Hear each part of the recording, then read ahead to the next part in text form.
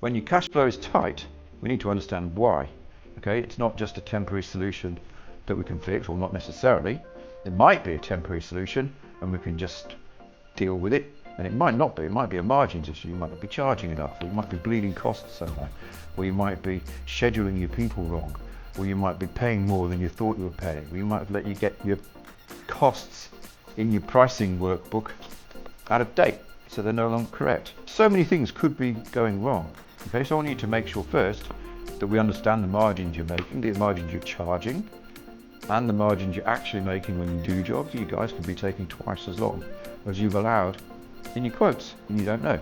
So we need to understand first why cash flow is tight, and if it's a margin issue or a charging issue or some other issue around doing the work, we need to fix that. No amount of fanning around with cash flow will do anything if you're not making money, if you're losing money on jobs. Okay, so it could also be because you're not busy enough. You've got your 10 people or your 5 people standing around twiddling their thumbs and not doing charged work but still being paid wages or subcontract charges.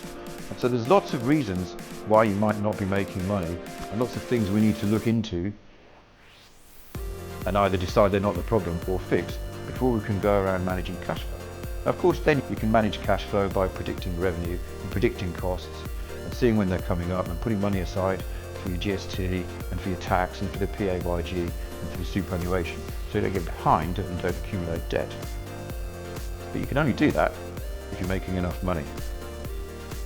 So there's a theme developing here, isn't there? I had to look at my notes then. There's a theme developing here. You need to do the business part properly. You need to pay attention to the business part and make sure you're charging enough, and make sure you understand your costs, and make sure your people deliver it, taking the right amount of time, and making sure you raise invoices and collect the money and put some aside to manage the cash, so that you've got money aside to pay for all the things, all the expenses that you can predict. That's doing business. You need to make sure you put enough time and energy and effort and systems so that you do the business part and the money part, so the cash flow is fine.